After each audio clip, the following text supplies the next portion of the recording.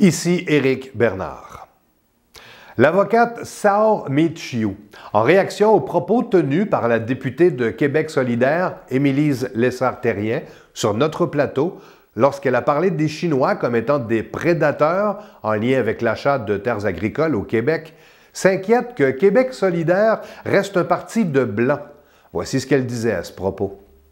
Je pense que la lutte contre le racisme est toujours à faire et à continuer de développer. Et il faut dire que oui, Québec solidaire se présente comme une partie de gauche, une partie progressiste, mais c'est majoritairement une partie des Blancs. Et il faut continuer la sensibilisation et l'éducation. Et malheureusement, la réaction du parti est complètement fermée. L'entrevue avec Sao Michiu est disponible maintenant sur lvatv.ca. Un dossier mis en lumière par l'Union paysanne et publié par la Vie agricole a particulièrement fait réagir cette semaine, soit celui de la présence du directeur général de l'UPA, Charles-Félix Ross, qui siège au conseil d'administration de l'Institut de recherche en économie contemporaine qui, elle, publie une étude affirmant que le modèle du sirop d'érable au Québec est performant et adapté aux défis qui pointent. L'Union paysanne réaffirme l'omniprésence de l'UPA dans les structures agricoles du Québec dans cette communication. Pas plus d'une cinquantaine de personnes ont manifesté mardi sur la colline parlementaire à Québec afin de protester contre le congédiement de l'agronome Louis Robert. Organisé par le syndicat de professionnels du gouvernement du Québec afin de soutenir le lanceur d'alerte, le président du syndicat a fait savoir qu'il allait entreprendre des recours judiciaires afin de défendre Louis Robert. Lors de l'Assemblée annuelle de l'Association des érablières transformateurs, deux sujets ont retenu particulièrement notre attention. Le paiement des frais juridiques à la survie des érablières transformateurs. Dans un premier temps, voici le président de l'association, Martin Malenfant. Présentement, c'est que nos frais juridiques sont vraiment élevés. On est membre de la fédération, on paye des contributions, puis il faut repayer pour faire valoir nos droits acquis. C'est un peu inconcevable. Puis le secrétaire de l'association, Pierre Saint-Germain. Notre premier objectif, c'est d'empêcher la fédération de fermer les érablières transformateurs.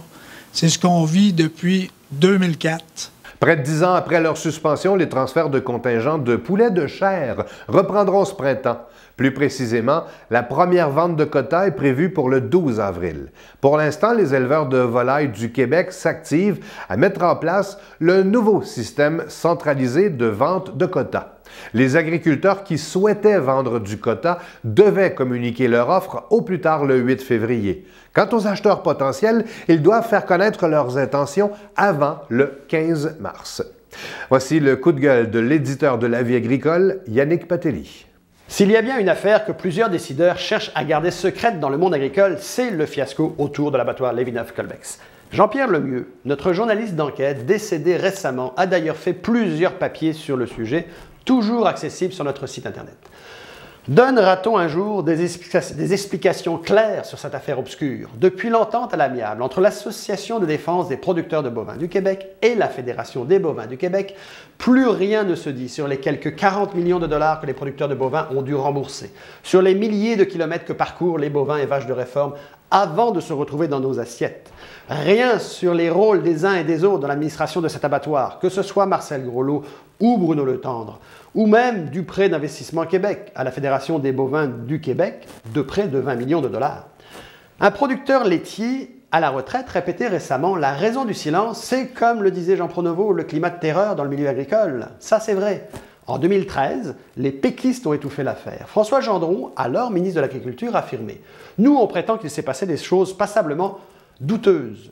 Début 2014, après le dépôt du rapport de la firme KPMG sur l'abattoir Colbex, François Gendron avait quelque peu changé son message, disant qu'il n'y a pas d'autre alternative que de tourner une page quand on sent qu'il y a eu énormément de laxisme et d'incompétence crasse. Mais le ministre Gendron ne disait pas non à un nouvel abattoir. Les libéraux sont passés par là. Et puis, rien. Et maintenant les caquistes. Que feront-ils? Donald Martel, député caquiste confié en février 2017. Il y a des gens qui se sont enrichis dans cette aventure-là. Investissement Québec avait payé ça très cher en donnant des conditions épouvantables.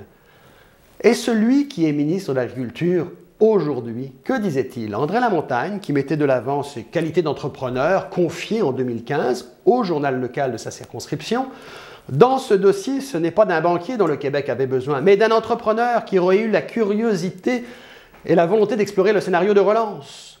Selon lui, il s'agissait véritablement d'un dossier de souveraineté alimentaire. Voici ce qu'il disait. Là, c'est fini. On doit s'en remettre à l'Ontario ou à l'ouest du pays ou encore à l'est des États-Unis pour l'abattage. Des installations de cette qualité avec ce potentiel-là, il n'y en aura plus jamais au Québec. Quelle opportunité manquée!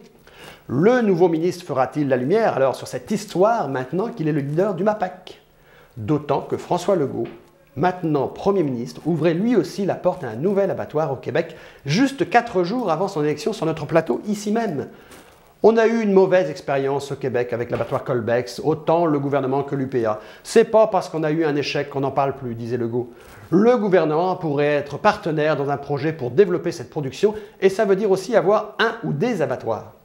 Nous surprendront-ils à la fois en nous expliquant les secrets de l'affaire Colbex si sensible et en prenant le leadership pour une relance de l'abattage des bovins et des vaches de réforme au Québec?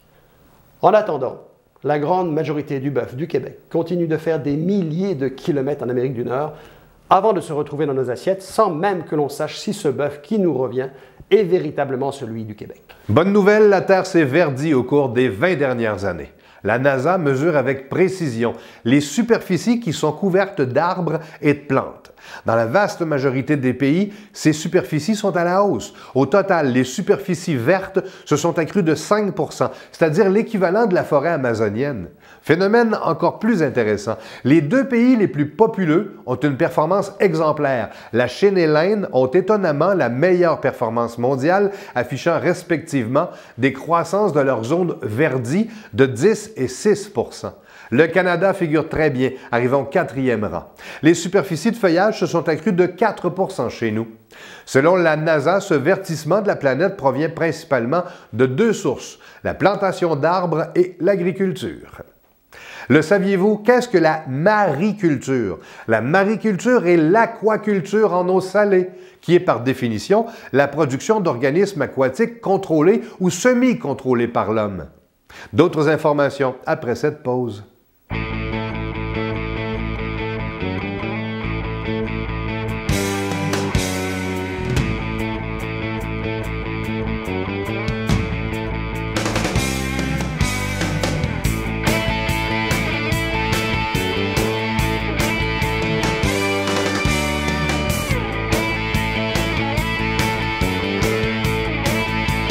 Chez Bossé et Frères, l'hiver, on connaît ça.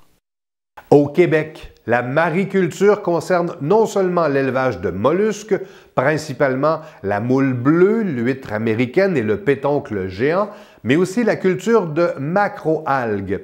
L'aquaculture en eau salée se pratique en milieu marin, principalement aux îles de la Madeleine et de façon moins intense en Gaspésie et sur la Côte-Nord. Voilà qui complète ce bulletin de nouvelles spécialisé en agriculture et agroalimentaire, présenté, souhaitons-le, partout dans la province de Québec. Merci de le partager et à la prochaine.